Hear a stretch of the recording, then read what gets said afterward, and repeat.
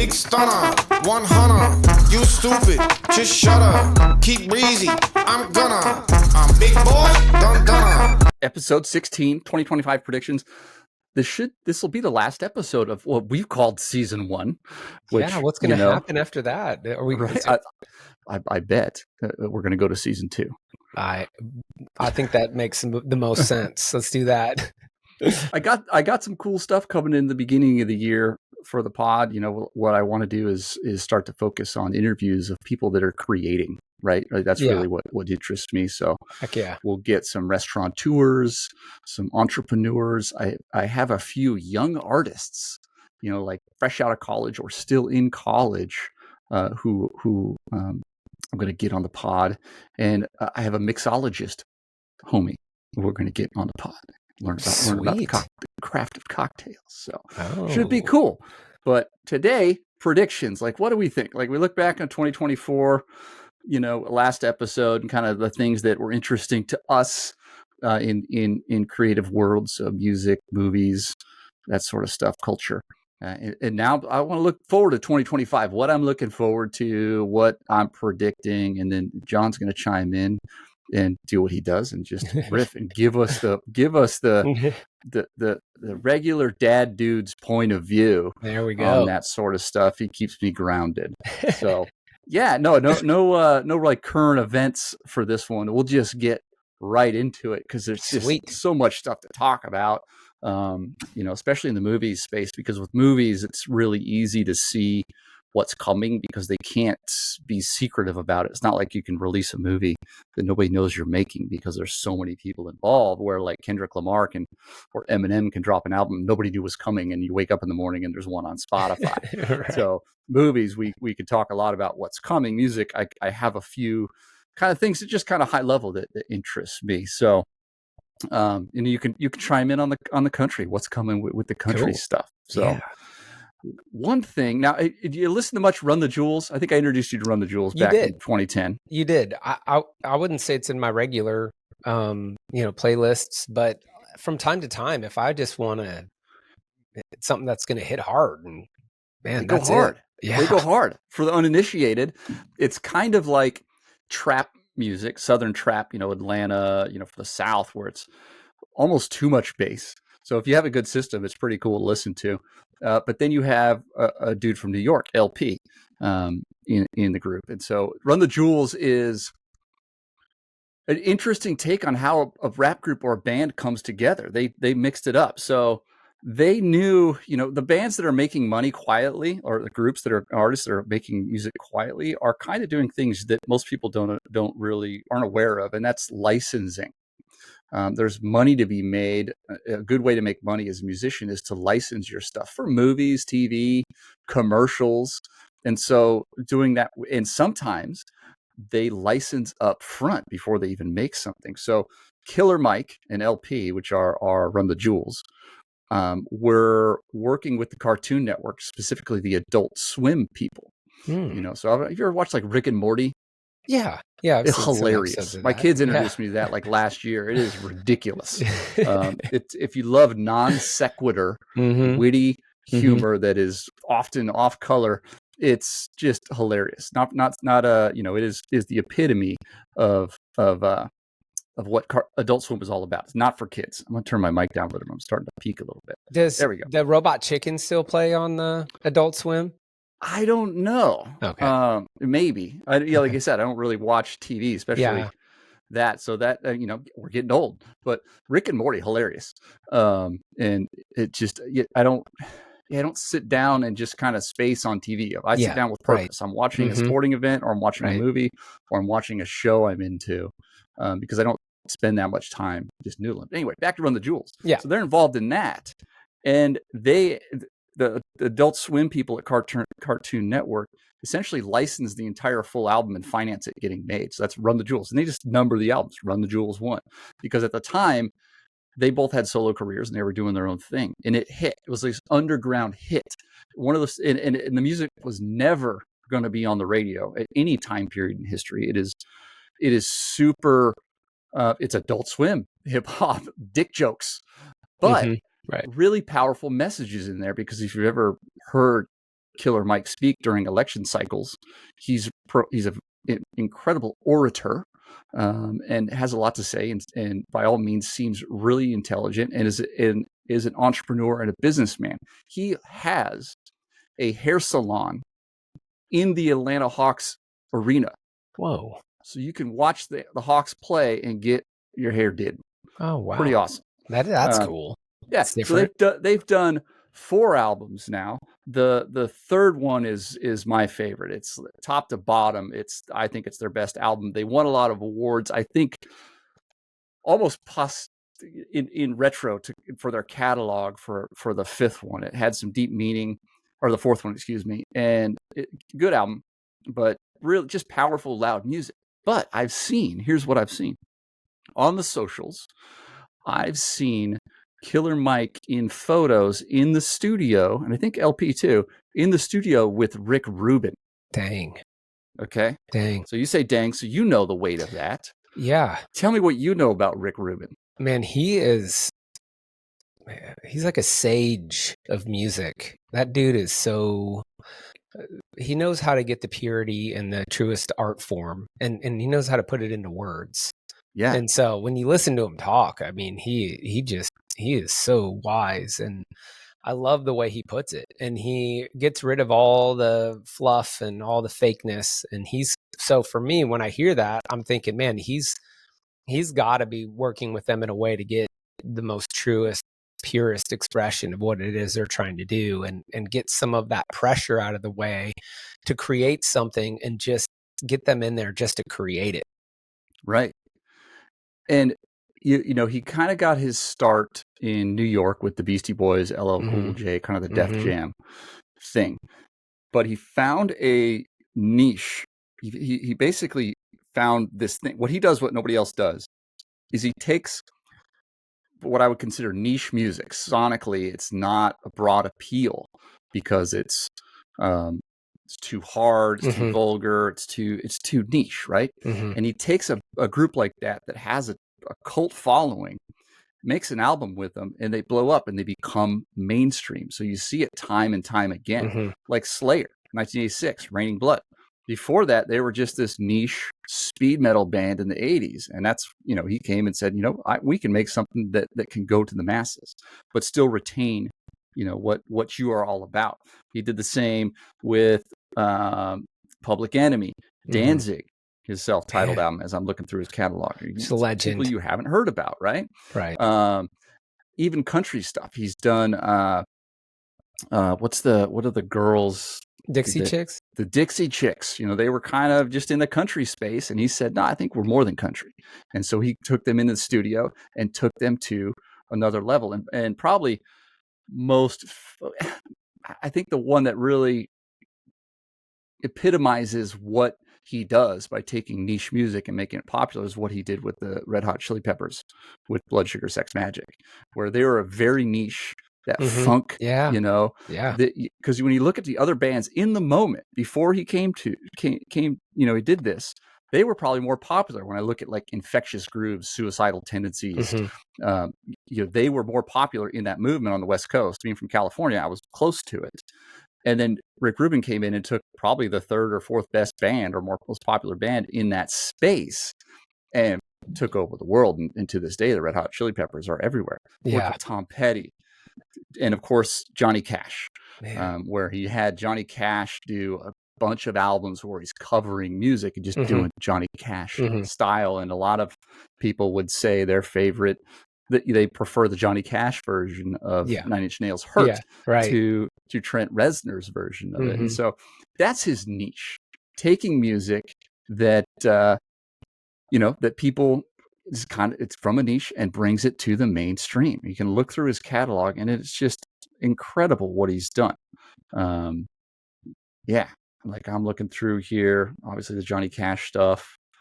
Well, it's going to be really interesting to see what comes out the other side of that, and how that sounds and where that lands. Because I mean, that sounds like a recipe for a total Run the Jewels win. is the prototype. It's the archetype of what he's been doing. So if he can take Run the Jewels, which admittedly is not for everybody, right? It's hard. it's got a deep message, but it's covered and coated in dick jokes. So if you don't like hard rap, or you're turned off by trap sound type of stuff, it's just, it's not for everybody. But I think if Rick Rubin can get his hands on it, I would love to see if Rick Rubin and Run the Jewels can turn something out in 2025. It looks like maybe they've been working on something. So I am curious. Yes. So that's good music. What I'm insight. looking first thing in there. Yeah. So the other thing, this would totally shift gears, is remember guitars? Those are still around? Remember guitars? like maybe it was okay. You could play guitar. You could play some songs. Now, G, C, and D. I mean, if you play those 3 chords, you can play 90% of the songs that are out there. Yeah. Throw an E minor in there, and now you're set. What is your first experience getting your hands on a guitar? You can remember, this is cool. I've done something. I'm proud of what I just did. That took a little while, but I mean, there were guitars sitting around my house before I was around. So I remember plugging in the electric guitar and just messing around with it, just twisting knobs and making sounds and just trying to find some kind of little flow in there. I'd love to go back and just listen to how terrible it was, and then me thinking it was like I'm doing something. It changed when I learned the power chord. You learn that power chord, and then tablature was around in the back of the Camelot. You could go get the Metallica album, and it would tell you where to, put your fingers on the frets, and then you could, play some garage music. So that came around. Yeah, pre-internet, kids didn't know. Like you'd go to the grocery store with your mom. You'd go to the magazine rack, and so that was basically like the internet printed into a magazine, but it's just like one website. So Guitar Player was one of the magazines. There was like 2 or 3 guitar magazines, and you'd go there and you'd beg, you decide to beg your mom to buy it for you based on what tabs were in there, or what sheet music basically was in there to play. So what songs were in there, and there was always 4 or 5 songs in each issue. A lot of times they were the current songs too. Yeah, they were current. So do I want to learn how to play it? Because that's how you had to figure it out. Yeah. Otherwise, you had to buy a whole book of just like an album. Right. And at times I did do that. I mean, which album did you have? I only had 2. I had 2 albums on. Or actually, one was a group and one was an album. Yeah. Did you buy the full sheet music for an album? I got Metallica Black. Okay. And then I also got that like Alice in Chains, but unplugged. Oh, nice. I had Rage Against the Machine's Untitled. Nice. Wore that thing out, like shredded it. I could come home from school, put the album on, and I would just follow along for a whole hour and just rock it out. And then I had, because I grew up in Sacramento and they were the local band and they became famous at some point, I had a cake book. Nice. So it had just a bunch of their stuff, not just one album. Yeah. So guitars kind of went away, right? What was the first song? Like you're like, this rad, like I'm playing a rad song. It was Heart of Gold by Neil Young. And I still, when I pick up a guitar, it's the first thing I'll start strumming. Who influenced that? I don't think anybody did. I don't think anybody influenced that for me. That was a song that connected with me at the time. Man, I was, 16 and I thought I can play this, and it was easy to play. And his voice is so terrible that I could sing it, So it was similar to like Tom Petty, not to like bash on their voices. It's just, they're very unrefined and just easy to sing along with and in a register that would work for me. So that was an easy learn.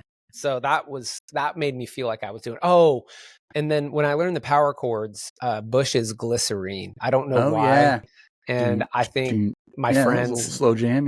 But that was just, I played it with the power chords, and that was an easy song to play and even to sing. Then it was kind of grungy and poppy. So those were the 2 first songs. My electric was Glycerine and my acoustic was Heart of Gold. The first song I remember learning how to play, it's a toss-up. I can't remember whether it was Metallica's Sanitarium. And again, we just played the opening riffs. We didn't play the whole songs. The opening riff to Sanitarium, or the Chili Pepper song prior to Blood Sugar Sex Magic wasn't Could Have Lied. It was the same kind of noodle. It was just like just a little noodle, and I would just play it like, because that's what I like. I like the riffs. So a lot of us grew up with a guitar. Now the kids are growing up with a DJ setup, sequencer and that sort of stuff. Those have become affordable and digital and easy to have. So the guitar music's gone away, but some of the rappers have been picking up the guitar. It's been in there, Tyler the Creator, Lil Nas X. Juice WRLD has riffs in Juice his WRLD, songs. tons of guitar. RZA can lay on guitar. So you saw that with his Banks and Steels. He did some of the guitar stuff on that. I like that. I think we're ready for a guitar band or a guitar album from a previous band to hit. I don't think the guitar is going to be a mainstay like it was, and I'm not like complaining like it'll bring the guitar back. Like guitars. Like I love Future Islands. I love that kind of stuff. I love any good music, guitar or otherwise. But I think I predict we're going to get a guitar banger. We're going to get a song that the kids are going to want to play like we did. They're going to want to play it. Last time I think that we had that was, and it was really more of a bass, but it was Seven Nation Army. It was probably the last riff the kids were learning from the White Stripes. We're due for a riff. Yeah. And from there, in these predictions, it was interesting to me going to some of these rap shows I went to earlier in the year, where it just makes me wonder in this kind of genre that I went to and saw with rap, it felt like there was this overtone of metal with it, the way the kids dressed, the way it felt that they were moshing, it was hardcore. And I'm just curious, okay, is that gonna trend in the same direction where it's just hard kind of metal rap? Or if it comes from there, it's going to be kind of a retro thing, the last kind of new-ish band that really made an impact was Greta Van Fleet, which was they were just doing Led Zeppelin pretty much. It was fantastic, really fun to listen to. But it's going to be retro. And then as far as retro goes, I heard a musician through the Instagram feed that I just feel like he's going to become more prevalent, but a guy named Steven Wilson Jr.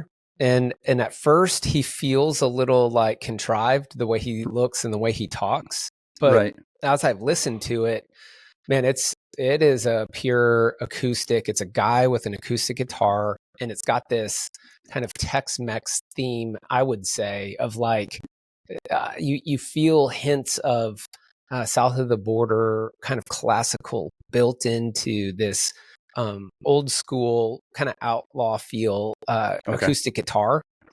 And man, he's put a couple of songs together. He did a remake of Stand By Me, but he also did a song called I'm a Song. And the thing about it is you feel his kind of this gritty brokenness in him and this connection with his dad.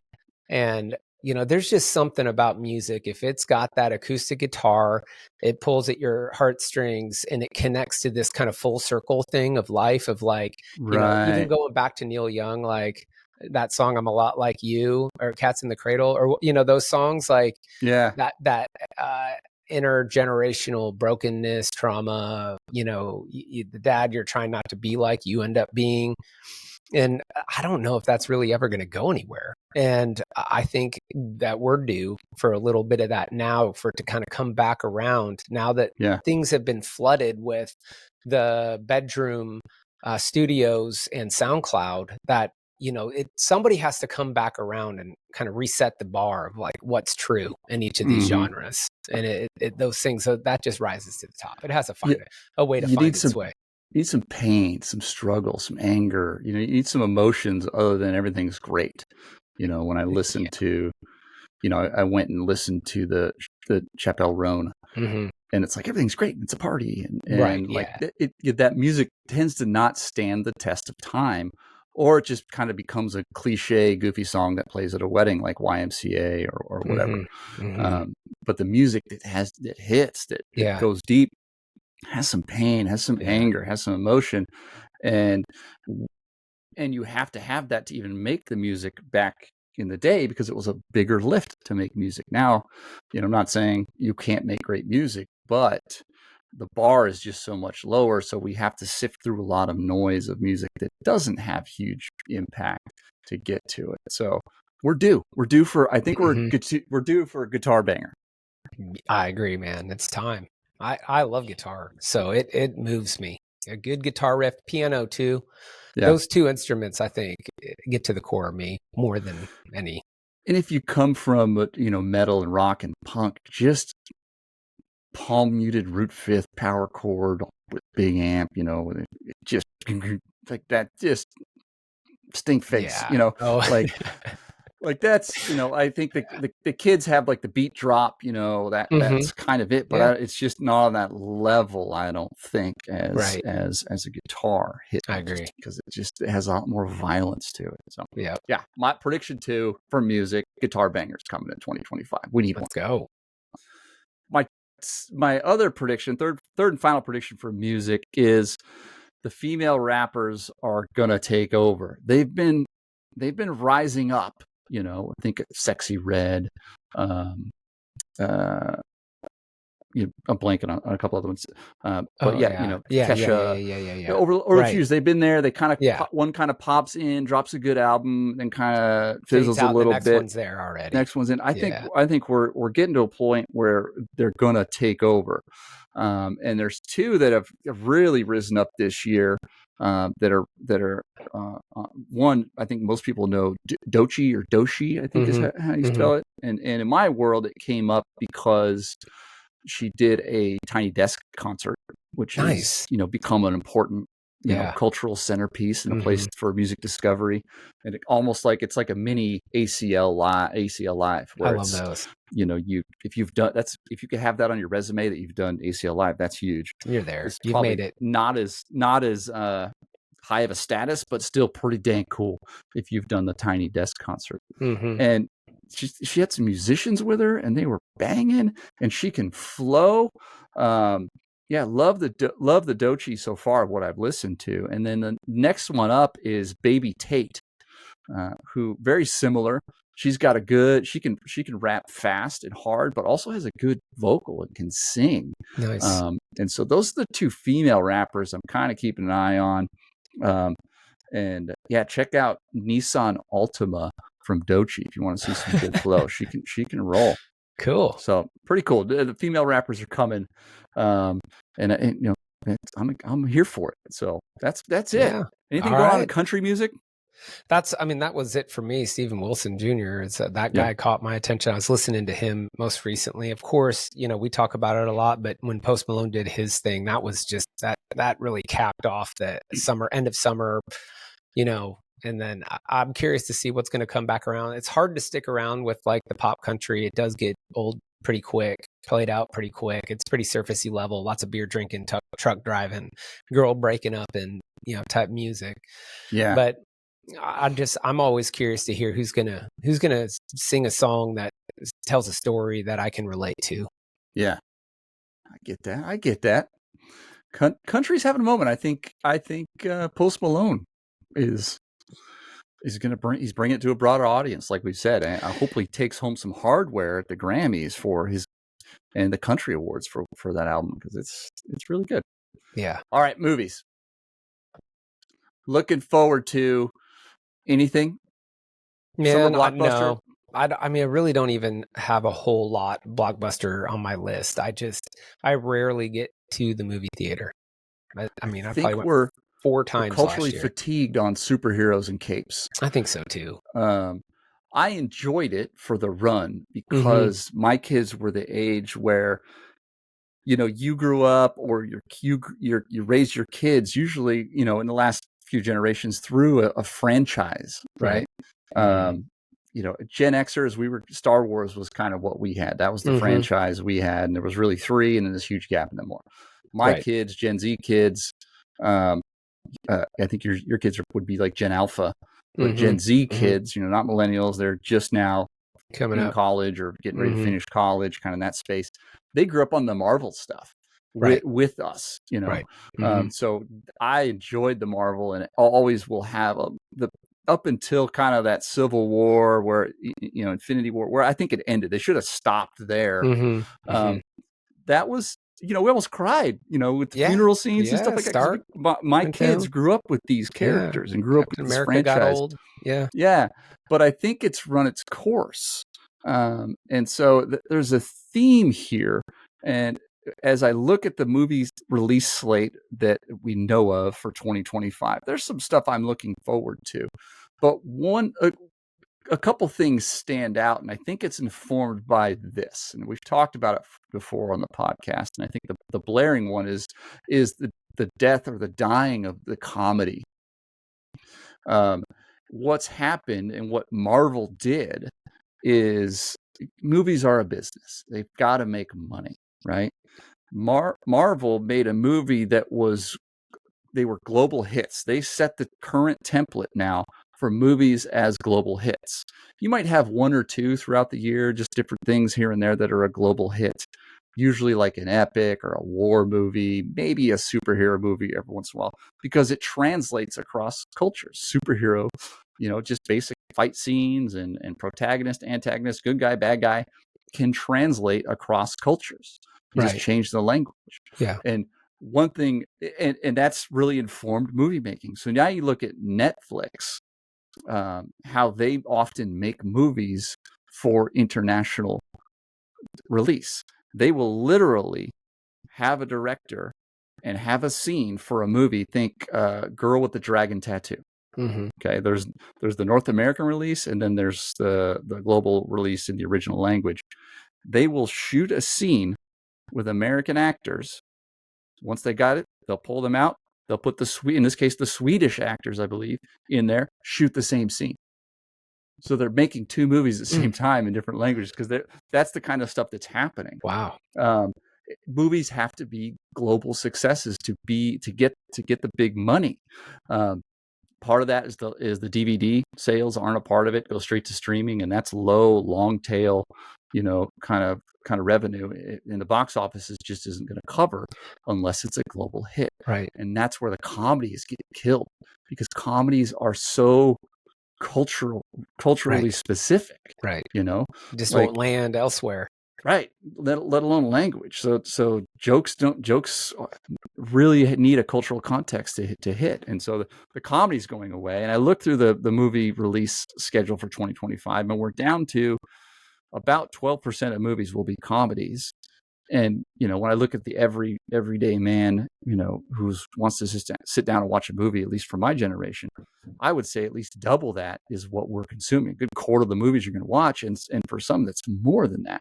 And that's mostly American stuff. So if America is about 6 to 8% of the global population, at some point in the next few years, that's the mark we're going to hit. Comedies released in America will be 6% of movies released, because they're only going to work in America and they're not going to get the money. So that's, we're seeing that, and that's going to happen. So, man, that's crazy. That's an interesting take on that. It makes me wonder, because everything you mentioned global, and, backing up, we talk about back when music was, or movies were more like set, like a set. And it was a moving set to, black and white to color. And then you had the drive-in. Yeah. And then you had the movie theater experience, and then from there, it, tried to do some things, 3D, glasses. And then that still kind of is a little thing that they try to add on to sell it. And then, they, IMAX was a thing.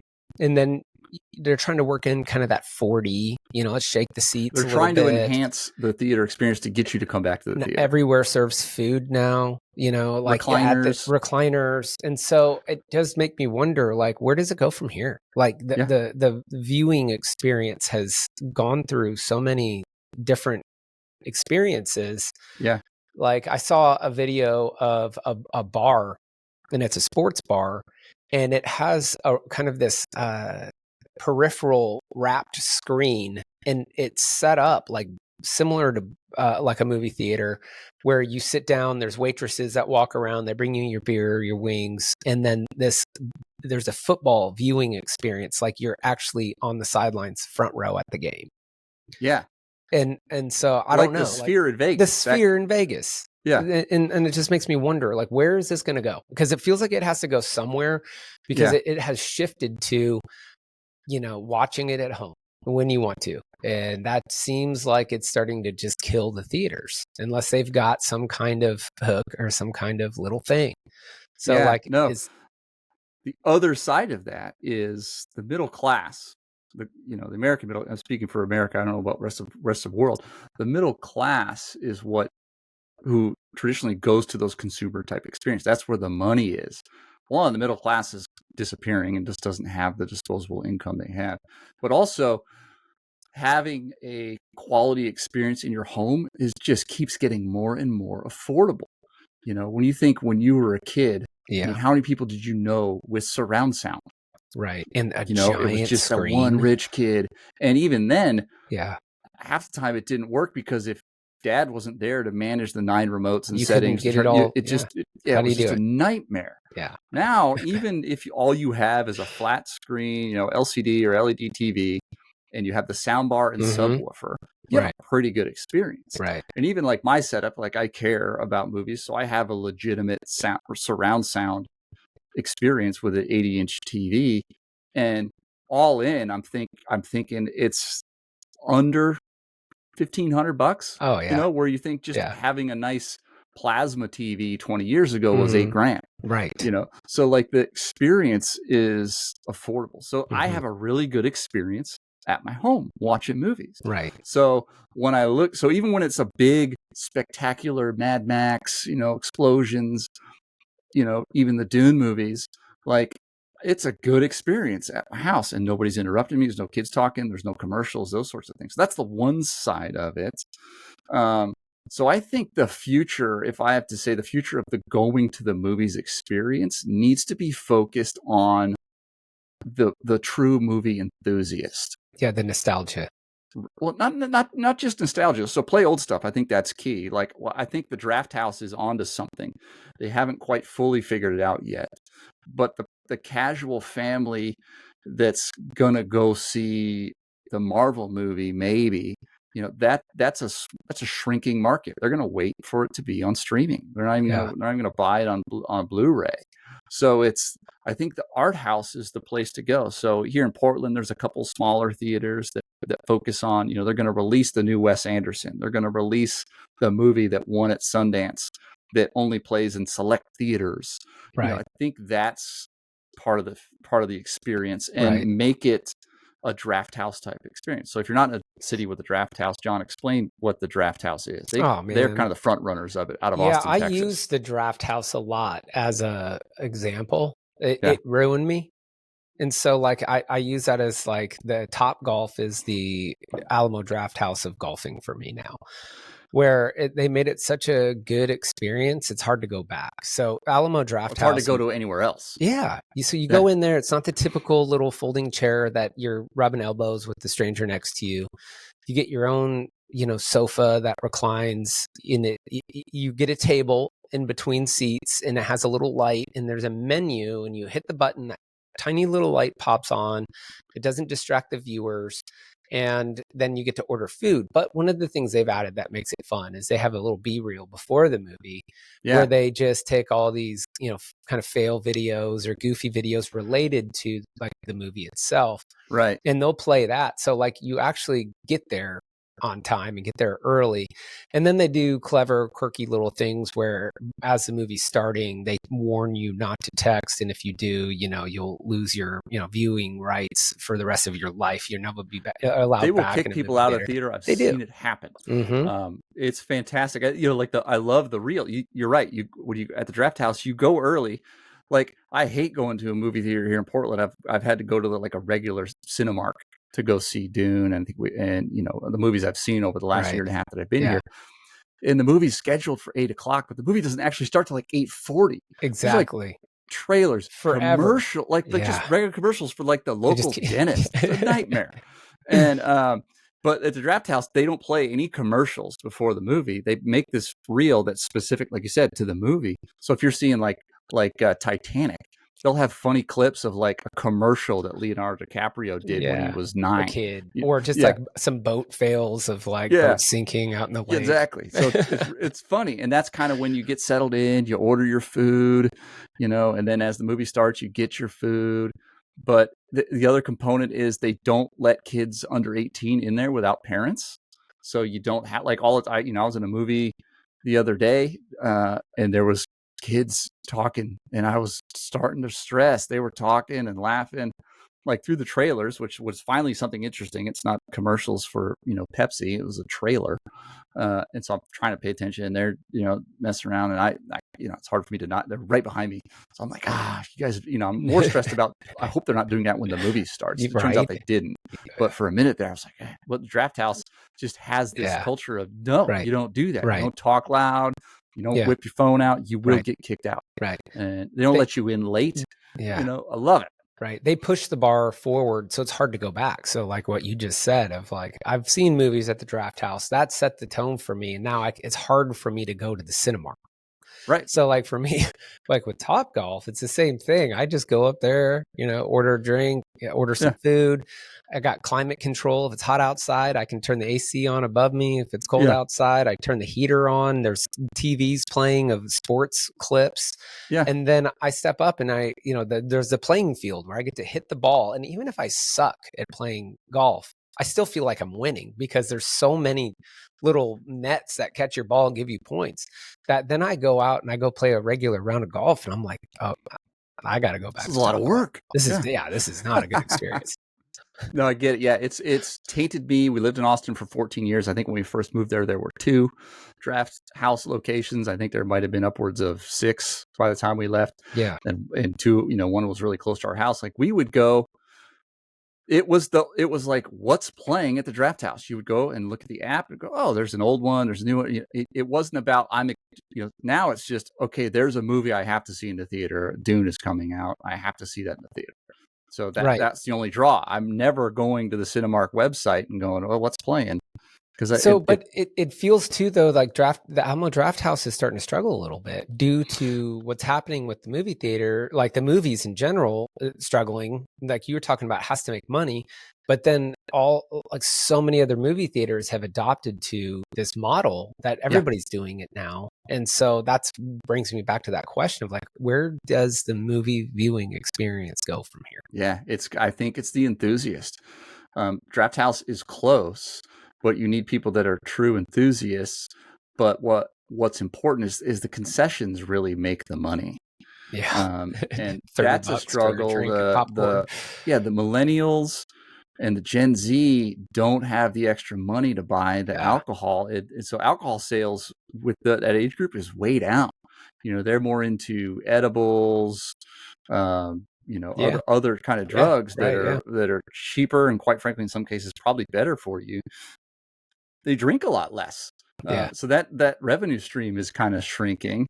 I'm curious. I think it's the enthusiasts, smaller theaters, better experience catered to movie fans, and then, or at least you have most of the theaters in your venue are that. And then maybe you have the one big IMAX 4D XD, for the blockbusters. But that's got to be the future, but it's affecting the pressure is affecting as I look at the slate. So the other component of this is going back to our list is sequels and remakes are just littered through 2025. There's actually 2 I'm looking forward to. The rest are like, really? Heat 2. Michael Mann.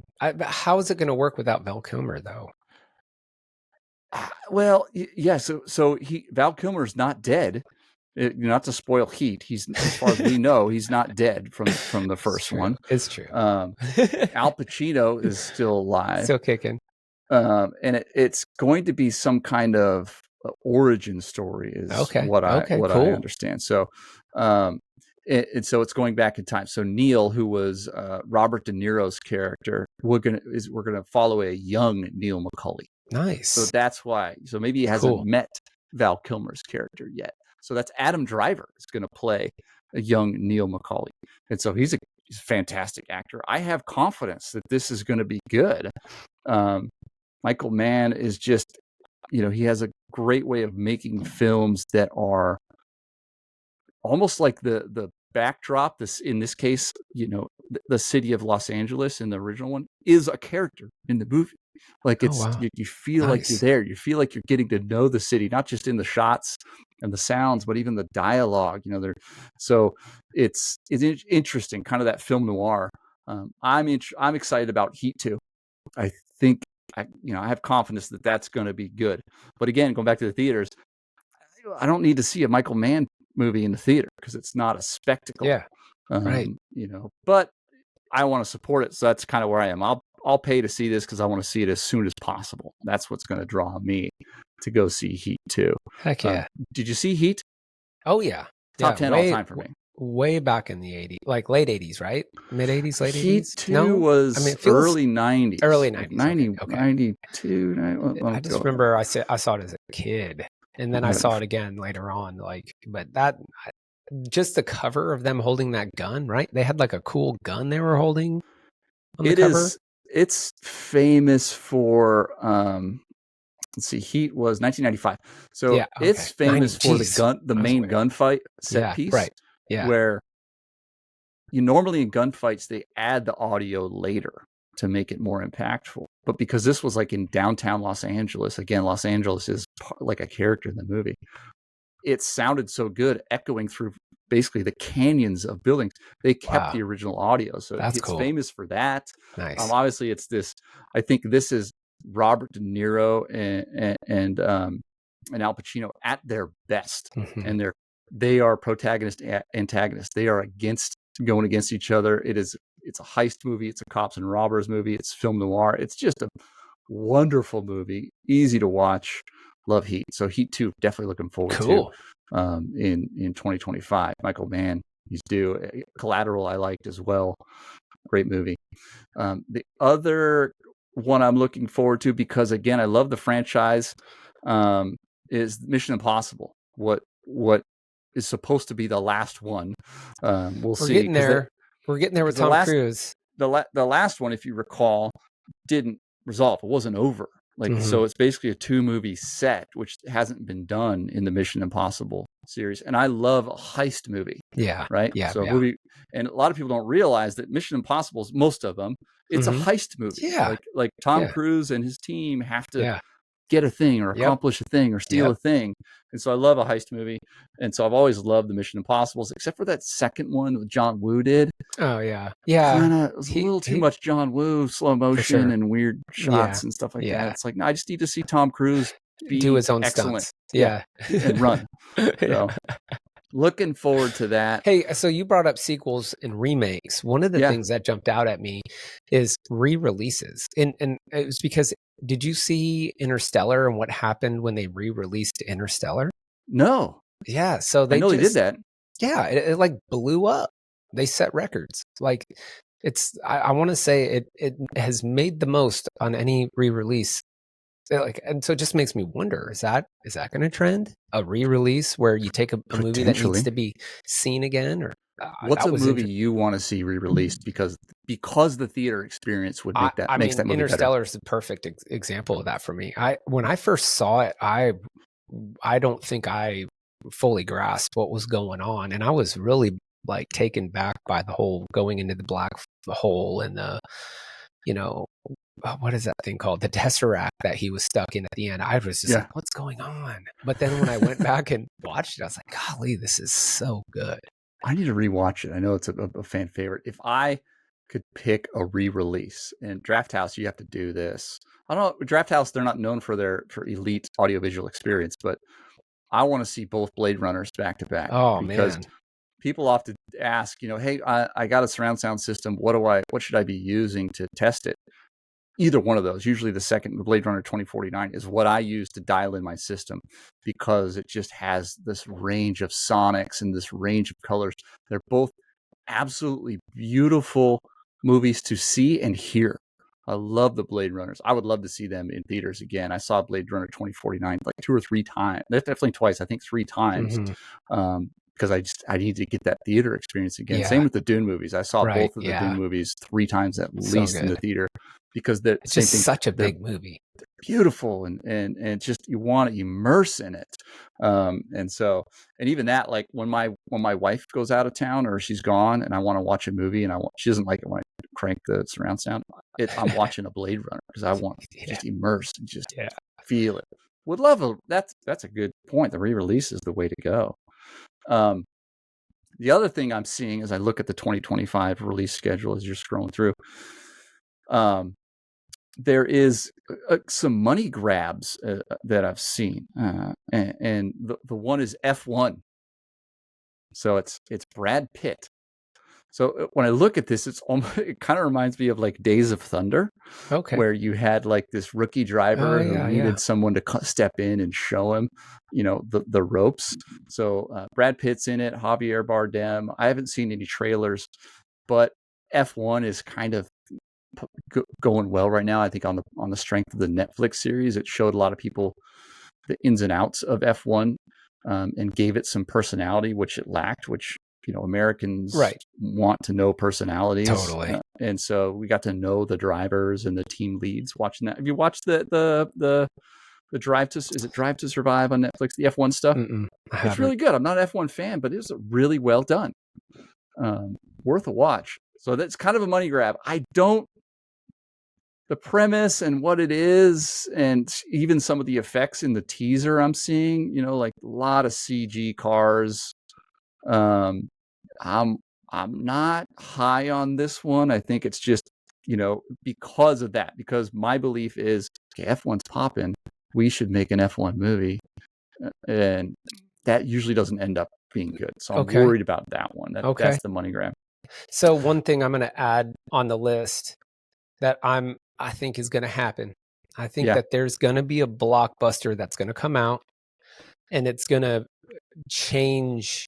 It's going to be a game changer, and it's going to be the first. It's going to be the first director / artist that's going to utilize full AI from beginning to end, actors, special effects. Take Avatar, for example, or let's back up to. There's another Avatar coming out this year. Yeah. They can't stop. Back up to The Matrix. The way that they shot those, they innovated new ways of capturing bullet time, and then they glued a bunch of tennis balls to a green suit and they put a camera on the person's face. I think that there is a new experience waiting to be had. It's waiting to happen. It's gonna happen. And the AI movie that's gonna make the money, it's coming. It's gonna happen. And then I think that's gonna scare actors, not writers, but it's gonna shake things up. That's gonna happen. The first stab at it at a large scale where AI was kind of put in there, or just is the youngification, de-aging of Robert De Niro and Joe Pesci in that mafia movie on Netflix. Right. It just wasn't good. Yeah. It was just kind of a circle jerk of old mafia movies. Yeah. And the de-aging was rough. Yeah. It's weird when you get the actor that they do full CGI on, like, this Luke Skywalker at the end of The Mandalorian, you want to cheer, but but I'm just, the way it's going with these clips of where it's becoming so hard to decipher, like who's talking, is this an AI? And usually you can kind of sniff it out, but there's times where I think there's videos that go through my feed unknowingly. I'm thinking this is true, this is real, and I just keep going, that I just got played on. Yeah. And it's becoming so hard to see the difference. I think that's my big movie prediction, is that's gonna happen, and it's gonna shake things up, and it's gonna scare the actors, but the writers are gonna be fairly safe. I'm skeptical. I'm probably super skeptical. Like, I saw this cute video of a girl, maybe 10 to 12, 13, singing a Kylie Minogue song, and her brother's dancing in the background, and he's absolutely killing it. And she's singing really well, but my skepticism is like, is that her singing? It's definitely not live singing, so she's lip syncing. Right. Maybe she's lip syncing to her own voice, but it's like you kind of what AI and filters and all that. It's like, in the social, I definitely doubt it. So I can see what you're saying. That's going to leak over into movies where it's like, Well, like the But Avatar, I will say, if the story's good, the story's good. The first right? Avatar that came out created a world and an experience as a viewer that made me feel something a little different, that like lingered with me, that made me want to go back.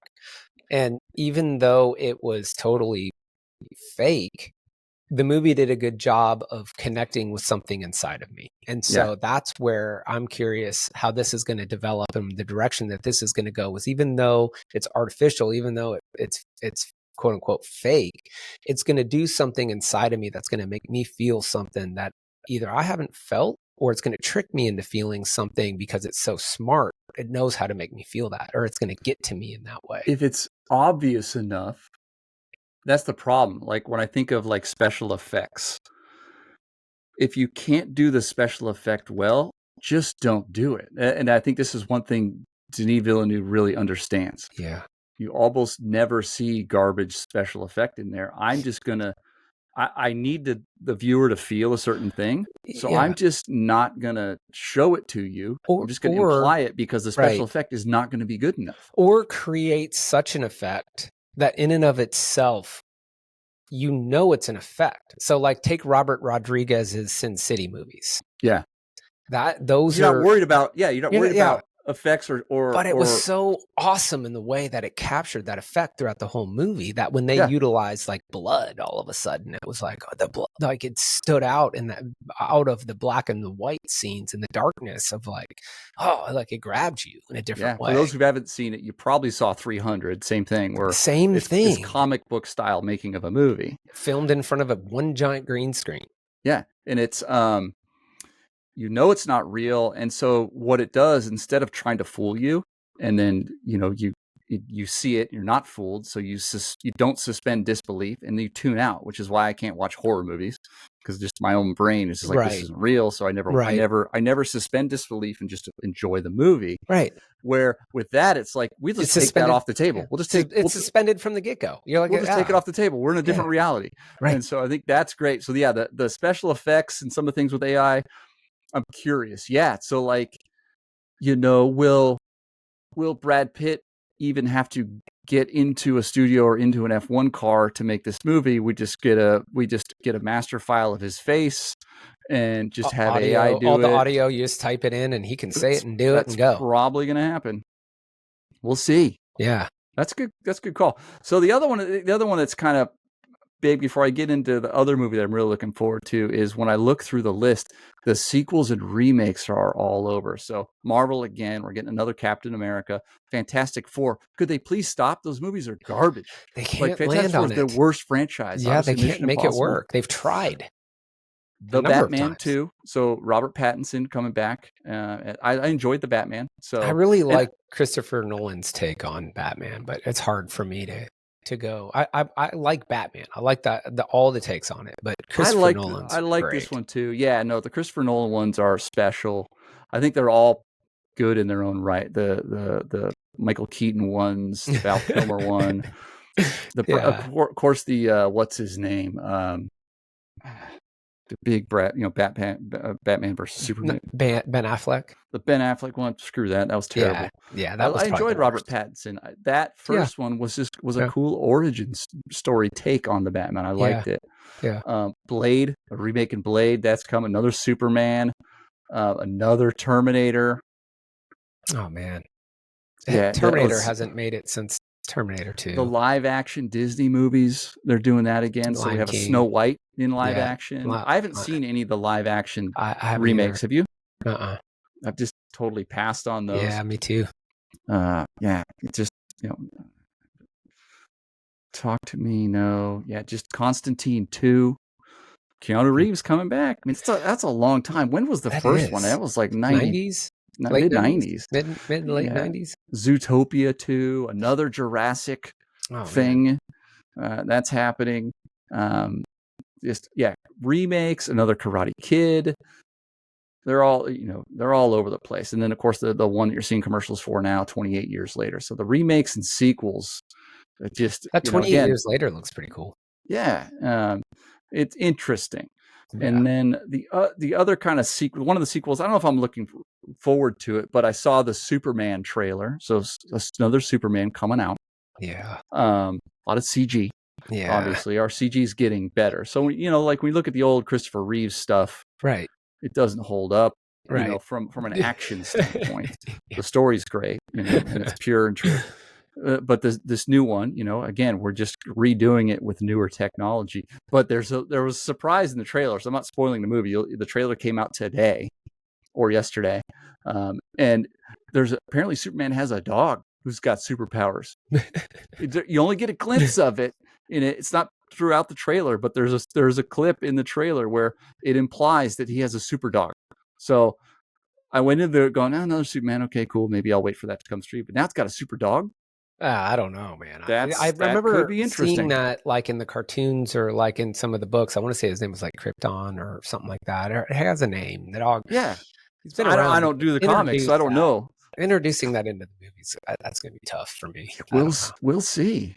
We'll see. And then here's the movie I'm looking forward to the most for 2025. And that is, it's based on a book. It's called Rendezvous with Rama. The original author of the book is Arthur C. Clarke, who's a legend. And this is a Denis Villeneuve movie. So I was a little worried about him taking on Dune, in that's all we were going to get from him for 4 or 5 years. Yeah. But he is making a legit movie this year. I'm not sure if this is a streaming joint. I doubt it, because he really hasn't done that. But it's a 22nd century, so 100 years from now. A 30-mile long ship is going through space, and that's kind of the scene. And they're trying, and it's it's going to be, Robert C. Clarke wrote 2001. Space Odyssey. Okay. So it's really kind of like very human, emotion focused, beautiful, and that's something like I would love to see a Denis Villeneuve take on 2001. Oh yeah. So this is probably the next best thing, and maybe better, because it's a book I'm not aware of. I have never read the book. I actually want to read the book just now seeing this. You think you're going to pick this up and get it? I think I'm going to pick up Rendezvous with Rama. Arthur C. Clarke's the author, and Denis Villeneuve is making a movie. We don't know enough about it to see who's casted in roles, but they are saying it's a June 25 release. So I'm curious how super how hush-hush, secretive man. I don't know how they're doing this. So I hope that's true. Is it actually going to release in June? We'll see. And so I'm curious. That one has me excited. But yeah, I'm not seeing any, at least in an IMDb, I'm not seeing any cast in there, so we don't know. But yeah, 2025, the comedy is going to keep dying. Remakes and sequels all over the place. More superheroes, some money grabs. John's take on AI, I think you're right on. But the thing I'm looking forward to most is Rendezvous with Rama. Sweet. And I know very little about it, but that's how much I respect and love Denis Villeneuve. Heck yeah. Whatever he's doing, I'm in. Sign me up.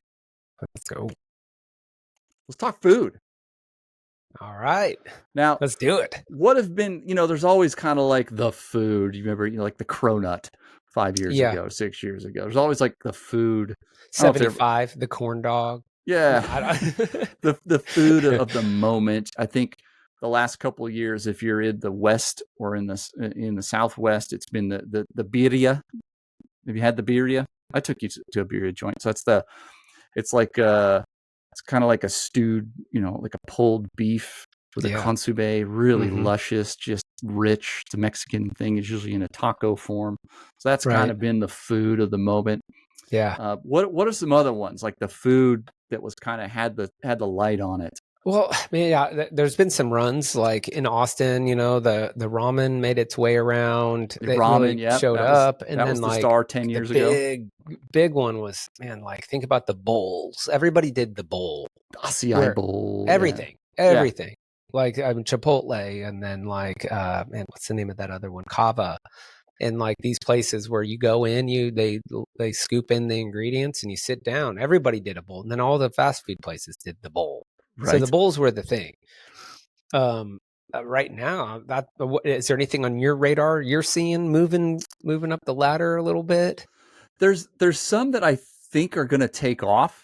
and it just never hits at a scale where I can get my hands on it. One that always comes to mind is the Japanese pancake. The really fluffy, real big, fluffy, thick, yeah. tall. Like that looks like it could be rad. I've never had one. I haven't had a chance to find where to get one, or I just want to get a pillow. I want a pillow size one of those. Yeah, I lay keep on it. thinking the Japanese pancake is going to take off. The crepe had a moment maybe 15 years ago. And I enjoy a crepe. Food trucks were a really big movement, 15, 20 years ago, where that seemed to be a model of like, let's get our thing, make our thing, and let's just make a living on it. And then the people bun, quickly found out the rice bun with pork belly, or the banh mi, little mini, it's a little rice bun, little Asian thing, and they do some fusion food on that. That was the hotness. But here's what I want to do for 2025. I'm not sure what the next up food is going to be. Barbecue had its moment. Yeah, for sure. I keep thinking maybe some vegetables are going to have the moment. Think about, I heard the comedian talk about how cauliflower, it was like cauliflower got a call from its agent, like, "Hey guys, check this out. You just got a call. Yeah, it's the doodle of foods. You're going to be rice, and then you're going to be pizza. Rice just called, and you're going to be hot wings. Yeah, yeah. The cauliflower it has to be everything. But here's what I'm going to keep an eye on. Did you know you've heard of the food days? Like it's National Pie Day, right? Yeah. Yeah. The first one on the schedule, and I'm going by Wikipedia's list here for January. January 5th is National Whipped Cream Day. Sign me up. Oh man, I wonder how many food days there are. Dude, there's a lot. So I've scrolled through here, and sometimes the thing I noticed is some days have two foods. Right? Oh, We get into March, and March 8th is National Peanut Cluster Day and National Crab Meat Day. And it really starts to pick up when you get into the summer, because I think that's when people are traveling and they want to try different things. So you get to like January 5th is both National Gingerbread Day. I don't know who put that in June. And then also National Moonshine Day. Yeah. At the same time, you get into June 20th, and we're getting to the soul. There's 3 foods on June 20th, where it's National Vanilla Milkshake Day, National Ice Cream Soda Day, and National Coin Amand Day, which I'm not sure what that is. I'm sure I'm spelling it, but it's Kouign Amand. It looks like a pastry. It's a French pastry. It kind of looks like a Dutch baby. Are these food things just American things? Like these days? I'm just looking at America. There's all sorts of countries on here. Nothing's more American than a food day. Yeah. Than 3 foods having the day. We've run out of days in America. Let's just start stacking up the days and gorge ourselves on let's go. It's milkshake, burger, and fries day all in one. July 29th, National Lasagna Day and National Chicken Wing Day. Okay. Next day is National Cheesecake Day. I'm in. That's going to be a tough weekend. That's for the weekend. Here's what I want to do through season 2 is see if we can check some of these off. Okay. As we go. I want to reference the National Food Day. We'll do it. We'll do the most American thing ever, and we'll throw a segment in each week where we both try to hit some of these. I think you'd have some serious health problems if you did all of these. Exactly. Because there's not a lot of healthy stuff in your cheese ball day. See, that Pigs might in a blanket day. Well, there's zucchini bread my spin. That might have to be my spin on it because, I am diabetic. So like if there is a cheesecake day, maybe I could try to like Google Austin's best keto friendly or whatever, diabetic friendly cheesecake and then do a take on it. Italian beef day. I'd say the first one that looks interesting as I go, we got some fun ones. Ice cream for breakfast day. Okay. Oh boy. Fish fry, margarita. Kick off Lent with fish fry Friday. Okay. National Margarita Day, Peanut Butter Day, Lovers Day, Banana Cream Pie Day, Crown Roast of Pork Day. Wow. Not just any pork. Okay. Oatmeal Nut Waffles Day. What? What if you're allergic I haven't heard of that. To the nut. International Whiskey Day. I'm down. So yeah. Well, we're gonna track that. Okay. So food, I think the birria is starting to have it's run its course, so we're looking for the next one, and it's almost always like stunt food, right? When we talked about the cronut, it's always big, like boisterous food. Ramen is, it's a flavor bomb, Right. you know. Yeah. So I don't know what's going to come in 2025, but I have this one prediction because economic factors usually drive the food in a big way. And as the cost of things will continue to go up, we might not be in recession like we did in 2008, 2009, 2010, when the housing collapse happened. What happened then is craft beer and cigars took off. Mm. And the correlation and the theory behind that was they're affordable luxuries. Right. So the affordable, I can't go on vacation. I can't buy the new car. I can't buy the boat. I need to treat myself. So craft beer and cigars took off on the heels of that housing collapse. So I look at that and I go, what are the affordable luxuries in food or in that are going to pop up? And I think it's the whiskey. I think the whiskey is going to have a resurgence. There's been whiskey nerds, they've always been around, but it's never been mainstream because it's just, most people's introduction to whiskey is probably through somebody else, some Jack who Daniels really likes it. Yeah, just stuff or like an American style bourbon whiskey. Oh, yeah. I got you. And so there's good whiskey out there. So my prediction for 25 is whiskey has kind of this surge. At the same time, it's kind of the sputtering out of liquor. I think liquor and alcohol in general, 10 years from now, are going to be collapsing because it looks like the new generation is just not into it. Yeah, I went to a Christmas party last week, and I got there, and one of the first things is this guy came up to me and he's like, check this out. And it was this bottle of peanut butter whiskey. And he was so excited to talk about it, and he wanted me to smell it. And he talked about these different drinks. Peanut butter and jelly. I'm like, so, I mean, that, like you were saying, like the mainstream whiskeys, yes, but then also just that conversation piece of like people finding the things that they really love and wanting to share it with others. And that too, like with cigars, is community experience. Yeah. A lot of times when people bust out their cigar, it's not just their cigar. They'll pass around the box and they'll say, hey, pick one out. And be like, you sure? You sure? Like, sure? Like, I just threw some cheap ones in there. Have one on me, buddy. Like, and pour yourself one of those peanut butter whiskeys while you're at it. I smoke a cigar about once every 2 years at the end of a mancation I do with a bunch of guys. And it's just a community experience. We're just kind of celebrating the end of our vacation, and we some of us will light up a cigar. That's it. You're absolutely right. And I think whiskey is that it's an affordable luxury. It's a community experience. And I think the last, as we get into middle and upper age and Gen X, the whiskey is where they're going to turn. And so that's my kind of food prediction for 25. Whiskey's going to have, I'd be buying whiskey stock right now. I'd short sell in 5 years, but I'll buy it now. That's coming.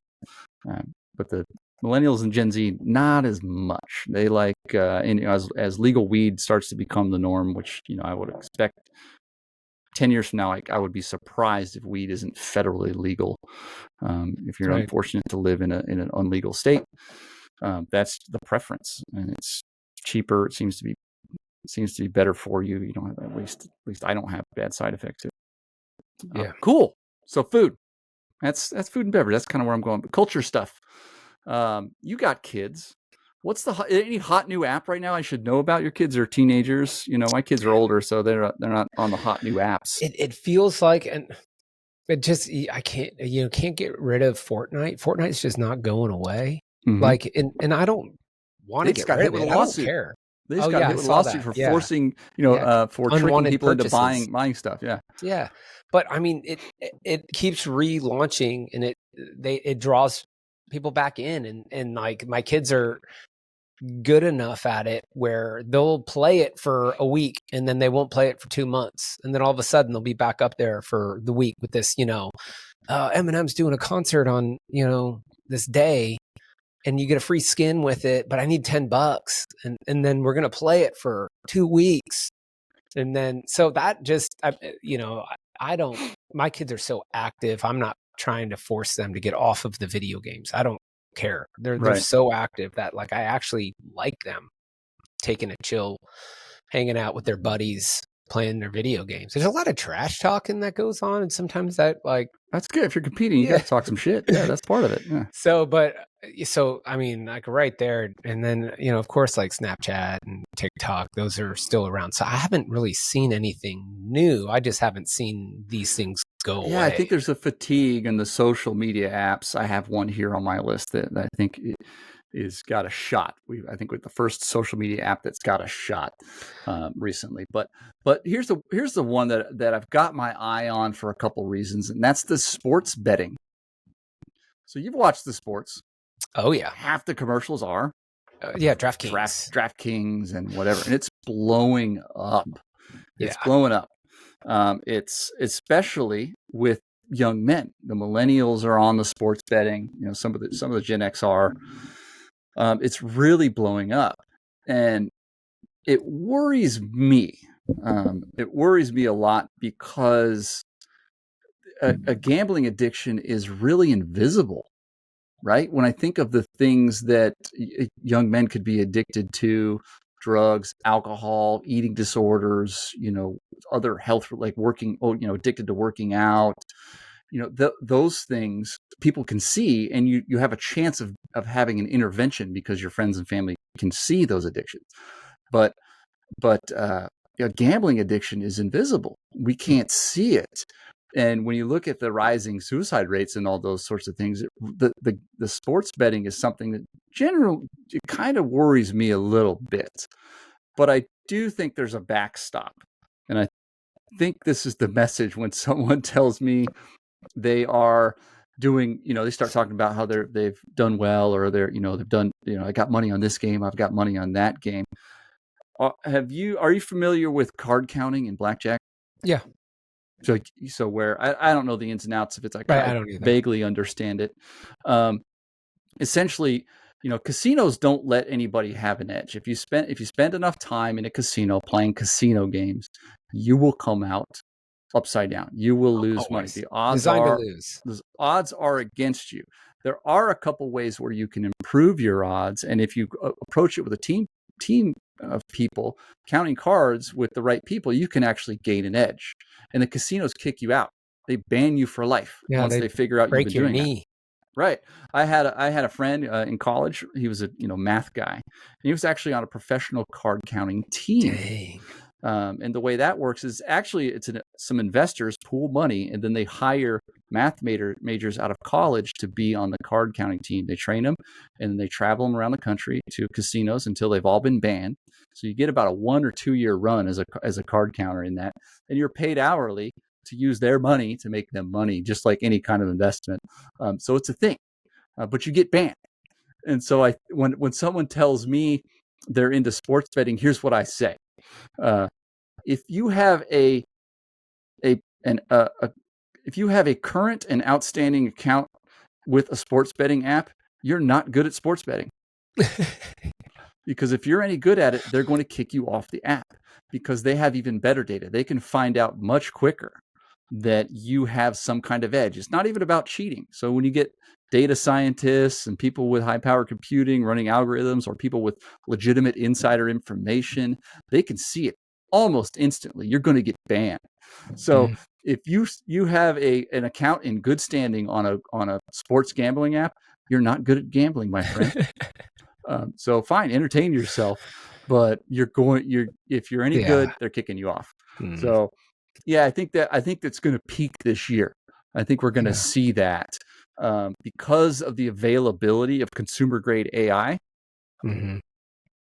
Anybody with just half an understanding of just how data science and models is going to be able to use an AI to gain an edge and get it kicked off the app. So I think I'd be short on betting apps over the next 10 years, but I think they're going to really do well.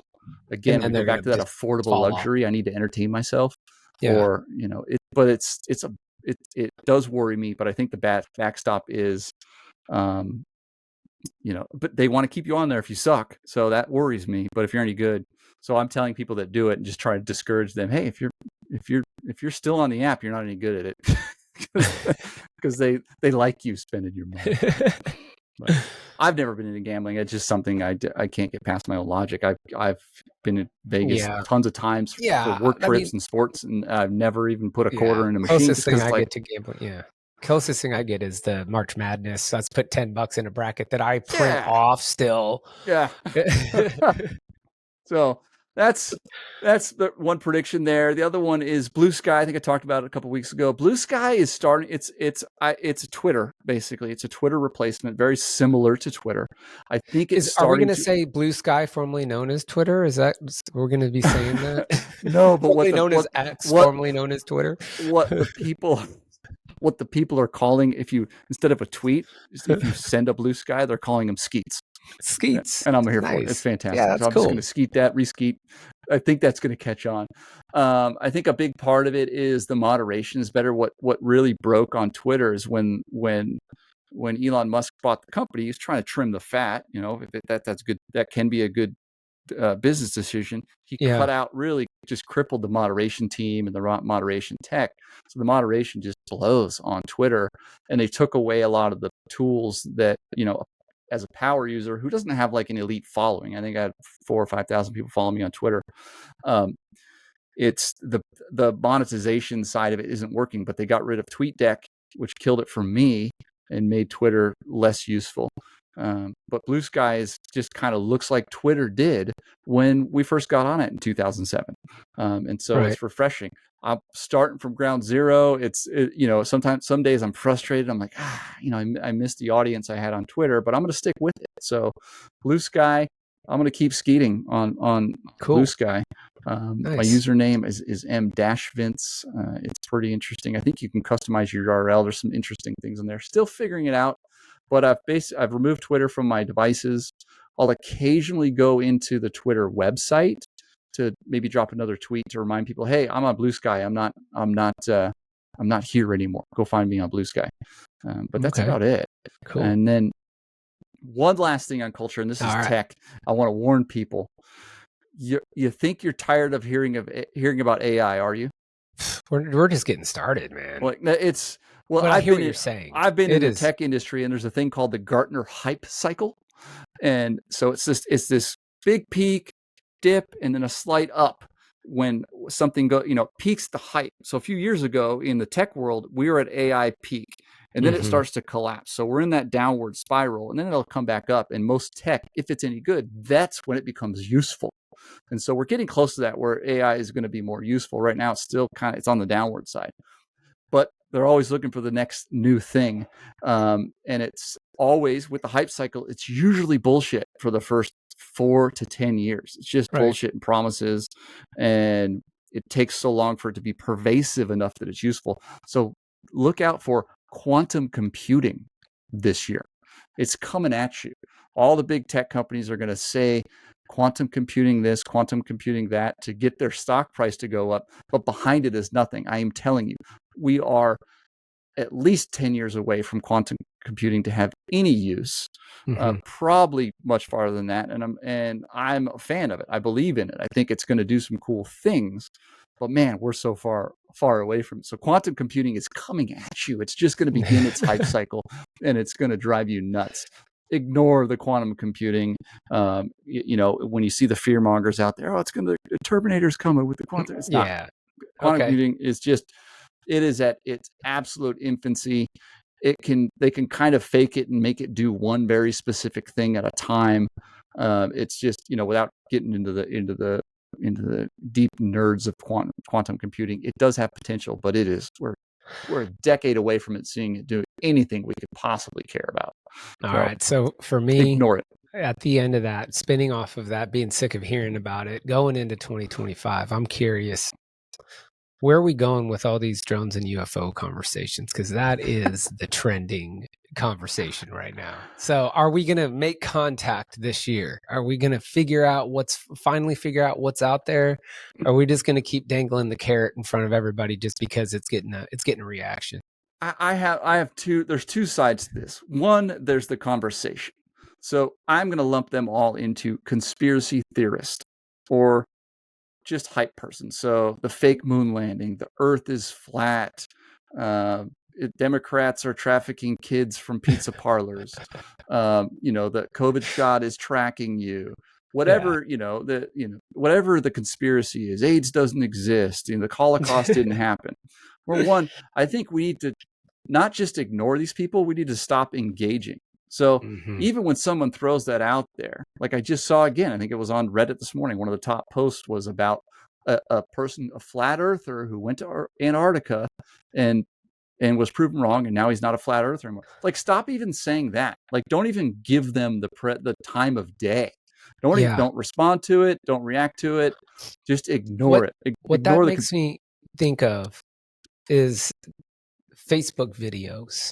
Yeah. I feel like they are fully there to generate a response. It has nothing to do with it. And that's why. Such bad. They purposely put the terrible content in there to get knowingly to get the reaction. And I feel like there's something behind that. Absolutely. Like data gathering. So like you get the cook and the cook's flipping the egg. And first of all, they flip it.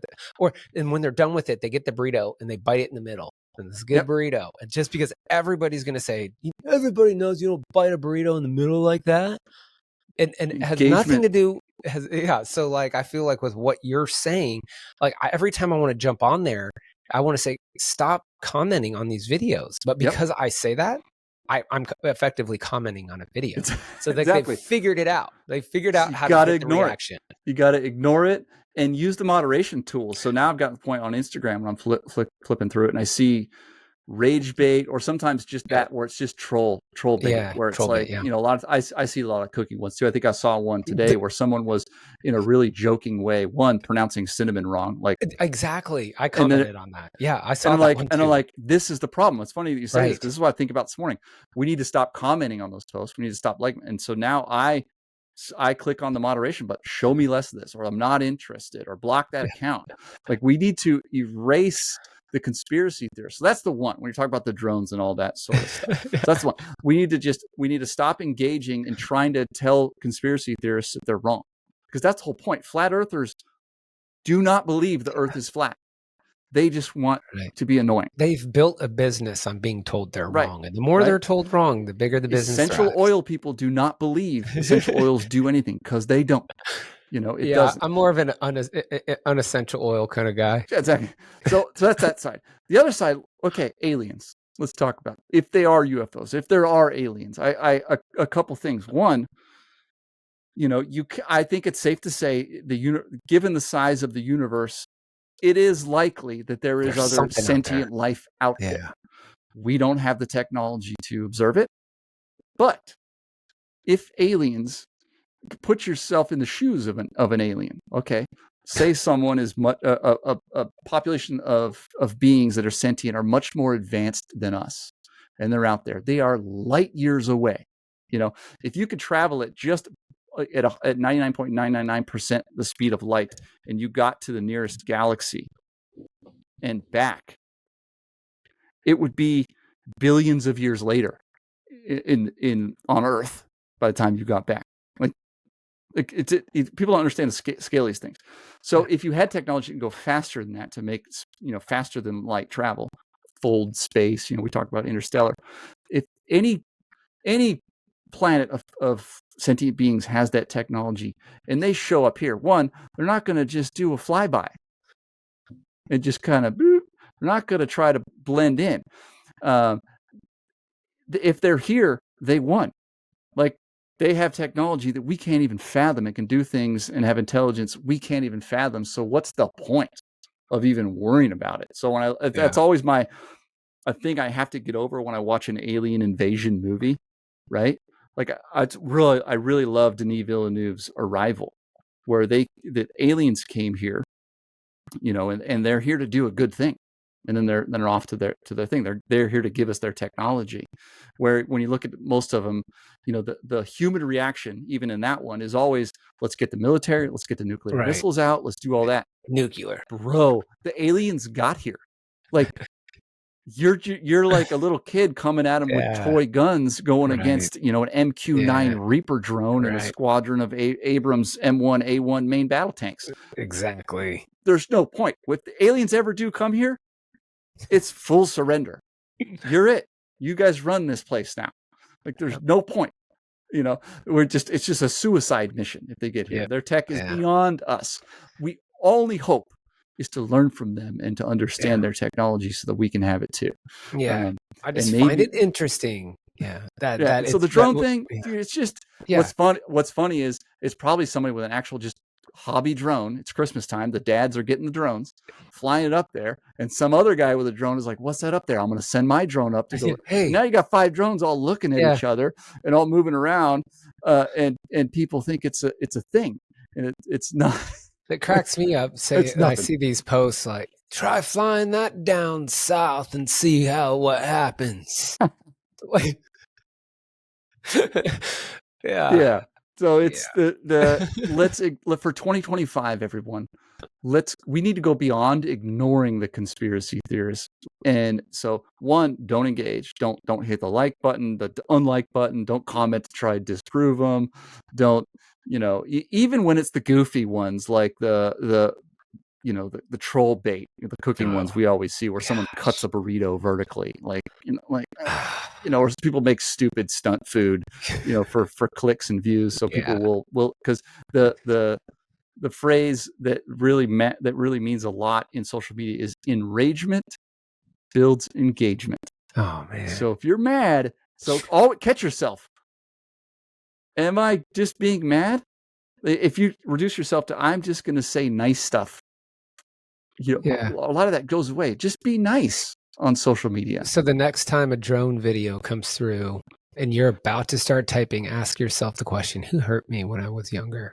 Yeah. Like, where do I need to make forgiveness and amends? Because I'm getting played right now. Yep. You are getting played. So when it's the, whether it's the raw milk people or the anti-vax, those things that really mad I can get why people are mad there, because your anti-vax can affect my life negatively, if we bring the measles back. So I get it, but honestly, just ignore it like it doesn't exist, because those people prior to social media, we didn't have to hear from them. They didn't get a platform. They weren't allowed to talk about that, because face to face in real life, you're not doing that shit. And so let's just ignore it. Let's ignore the conspiracy theorists. And I think the same one about when you see politics stuff. If you don't like it, enragement, they're enraging you to get you to engage. So is this scaring me? Don't pay attention. Reptilian politics are pretty scary, right?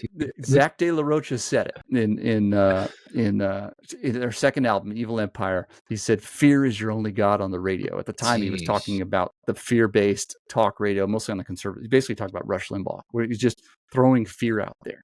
The illegal aliens are taking your jobs. The Democrats are trafficking children. They're just trying to. Is this just trying to scare me? Ignore it. In 2025, let's ignore the things that scare us and let's clean up our feeds. So back to Blue Sky, I love it. The word Trump is not allowed to show up in my feed, because I don't want to, on either side, I don't want to hear people that are supporting him, and I don't want people that are like, "Hey, he did this scary thing and it's going to ruin our." I don't got time for that. There's enough good to be focused on. Right.